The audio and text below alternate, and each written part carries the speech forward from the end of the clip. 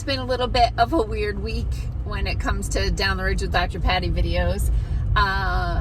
However, I figured I would wrap up the week with the topic that a lot of people have asked me to do a deep dive into. So I'm going to dig a little deeper and talk a little more about some of the issues that we've seen since the release of these products.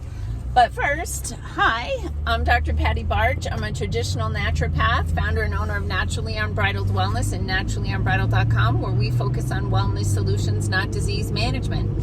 This is Down the Ridge with Dr. Patty. This is not medical advice. It's for entertainment purposes only. Nothing I say is true. Don't listen to me.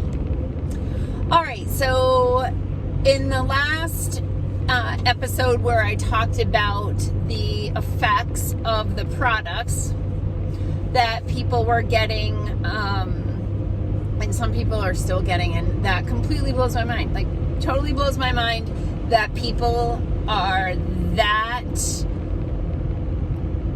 confused, to be generous, that they're still putting those things in their body. I can't really fathom it.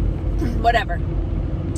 In the early days, I talked about how we were seeing a lot of bleeding issues, right? Menstrual bleeding or lack of bleeding, blood clots or lack of clotting, bloody noses, that sort of thing. And thankfully, that seems to have died down over time, which continues to give me a level of optimism that I didn't have for the first 2 years after these products hit the market, because I wasn't seeing people pulling out of it for 2 years. But I am seeing people pull out of it, and I'm optimistic a little. Okay, the weirdest stuff that I was seeing in the early days were these bizarre skin issues, like bizarre rashes, hives. There were so many people that were so inflamed systemically, head to toe, that they were having to take antihistamines like Zyrtec constantly just to keep from suffering. The most fascinating case that I had, if I recall, now of course it's been a few years, but if I recall, this person did work in the medical system and took the products for work reasons. But regardless, I'm pretty sure she was, but regardless, her rash was fascinating because she had a red inflamed rash over her major lymph areas. Okay, so she had big blotches on her neck, big blotches in her armpits, in her groin, behind her knees.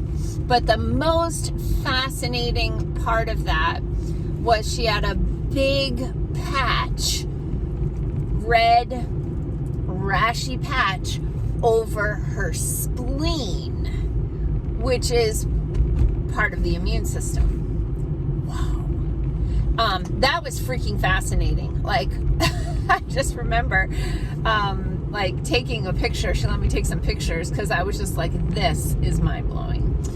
I also saw lots of cases of hypertension or high blood pressure, which we talked about the involvement of the pointy protein with the ACE2 receptor in the blood vessels, which can cause blood pressure issues. And we talked about, maybe not into great detail, but I think we did talk about the propensity to develop autoimmune disease, and of course to cause autoimmune flares.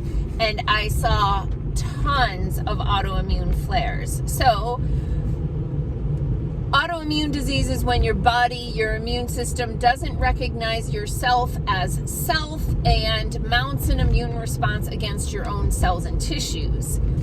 So when that happens, the medical model, the standard of care in many cases, is to suppress the immune system, turn down the volume on the immune system so that if your body is attacking itself, it does it quieter.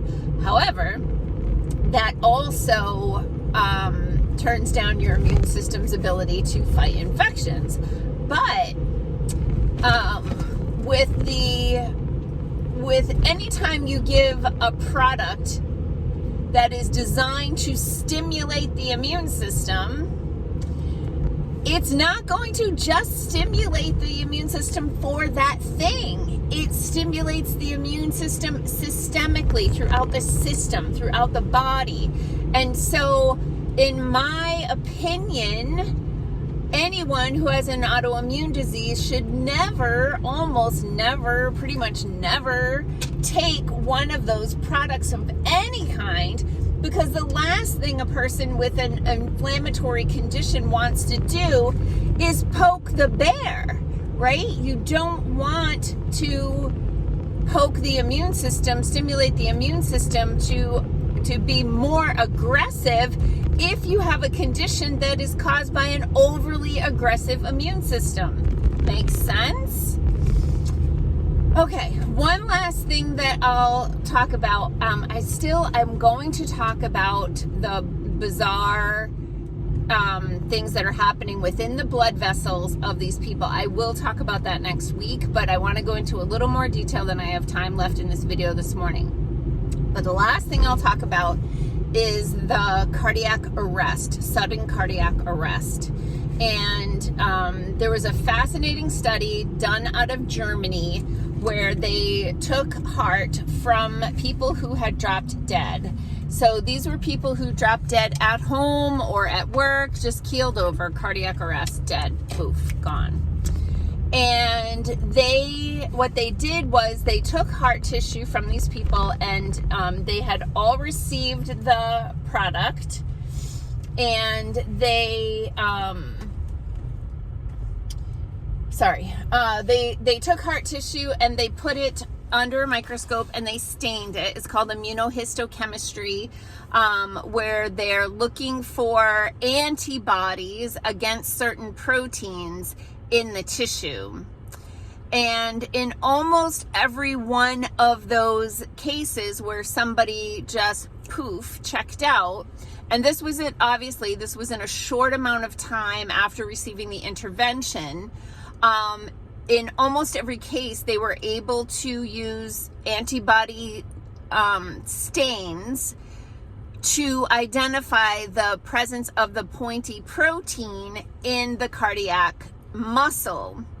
So what happens when the pointy protein goes into the cardiac muscle is that it stimulates an autoimmune response against the cardiac muscle, because your body knows that those cells are not supposed to make a foreign protein. So if they make a foreign protein, they must be the enemy. Let's attack. And so what you were getting was inflammation in the heart, which could be clinical, meaning they're symptomatic, or subclinical, meaning nobody really noticed or wasn't bad enough symptomatic, or the symptoms weren't bad enough that they sought medical care. They might have just felt kind of crappy. But what was happening is they were getting micro-inflammation. So each individual cell that took up the intervention, and those cells started producing the pointy protein, those inflamed cells would die and scar over. And of course, that's a slow process, right? You have to make the protein, have the immune response, kill the cell dies, and then scar tissue has to develop. So these are slower than a clot or anaphylaxis or something like that. So what was happening is you were getting micro scarring in the heart. And the heart is a very electrical organ. There's a specific pathway of electricity through the heart that causes that beating to go 24/7. And when you get scarring, it doesn't conduct electrical activity the way it's supposed to. And you can end up with an arrhythmia. So some people may have developed AFib or VFib or some other heartbeat abnormality after receiving the intervention because of the presence of micro scarring in the heart, changing the electrical conductivity. So I know some people in my family ended up needing pacemakers after receiving their interventions. Yeah, not everybody listens to me. What do I know? Remember, nothing I say is true. Anyway, the micro scarring causes the arrhythmia. The arrhythmia can lead to the heart electrical short circuit. Dead in your shoes. That sucks. Now, that being said, if you're a couple years out from your intervention, you're probably out of the woods on that one. If you know, there may or may not be some subclinical scarring, but you know, the keeling over in your shoes is probably less likely. However, the people who keep going and rolling up their sleeves, I have no idea. Honest to God, I have no idea. They don't listen to me. Nobody should, right? Okay, it's Friday. Peace out, peeps. Have a healthy day and a healthy weekend.